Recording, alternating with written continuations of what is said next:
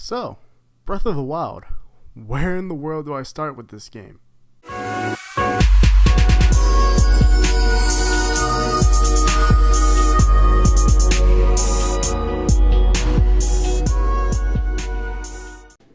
So real quick, before we hop into this, I just want to let you guys know I live streamed Breath of the Wild from the beginning to me beating Ganon. I made the stream as professionally as possible. I try to make it feel like a normal LP. Portion of you guys seem to enjoy it. You can watch the whole experience on my YouTube page. So, I got Breath of the Wild on the Switch, of course, and after that I hopped right into streaming Breath of the Wild, and I was beyond excited. The game took a little bit to get used to because I was on a brand new console with a new controller, but now after the starting sequence I quickly hopped into the game and I got used to it super quick. I knew what I wanted to do already, how I wanted to do it, and why I wanted to do it. I completed the Great Plateau area in about 2 hours. Leaving the Great Plateau area felt like leaving Kokiri Forest in Ocarina of Time. I didn't want to leave it because I liked it there a lot. And the Great Plateau felt big enough, and I had no idea how big this game was going to actually be. I saw so much on the Great Plateau. I thought I know a lot about this game already. But boy, I was wrong. I'm not going to lie, I was wrong. There were so many surprises in this game. I can't even count the amount of times I was surprised. Getting off the Great Plateau was a crazy experience. I saw a lot of things I actually didn't expect to see. Like a moblin, for example. They were huge and I was actually kind of scared to fight them at first. But after we move closer to our objective, I find our first NPC. That isn't, the old man. The game felt less lonely and I felt like I was discovering a bigger world than I thought I was going to find. And then on our way to the objective, I also find shrines. There were shrines on the plateau, but they were super simple. Like, these shrines were much different, more difficult, and I just love the idea of shrines. It works really well and gives me useful items, most of the time. Eventually, we come across our first Sable, and I get a horse nearby, and I named it Epona because, it looks similar to Epona.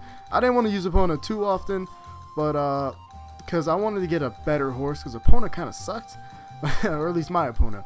But then, after we did all that, then we make our way to the first village, and I was hyped to be in a village. Then I engaged in some story. Guys, there's so much to talk about. I don't even know if I can even just handle putting all of it in this video, because this is like a summary basically. So that's a lot to put in here. But around the time we make it to Zora's domain, the story really picks up. We meet really cool characters like Sidon, for example, one of the best characters in this game. I mean, it doesn't really beat Daruk in my opinion, but after this, we take on our first dungeon, Baruta. And the dungeons in this game were very interesting. It's nothing like previous Zelda games, but it was interesting. It was a lot more puzzle focused things than combat by a long shot. So as I'm going through the game off screen, I do a ton, and I mean a ton of stuff. I can't even begin to put it into words, everything I did. All I can say is there's so much to do. You will find yourself doing a lot of things you didn't expect. Like one day I would just figured out the shield meta for deflecting things, and I realized it worked on Guardians, so I just spent the whole day grinding on Guardians, getting their parts, and I have enough parts to make a fortune of rupees. And just some days I just go around killing stuff, and other days I went around searching for new areas of the map, new towers. One day I just went around just doing random things, like just exploring these little forest areas. It was crazy.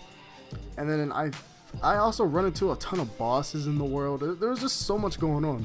A flying dragon, a dragon on top of a mountain that, it gives you a quest to do. Like, there's so much, and there's over 76, or there's about 76 quests in this game, and it's crazy.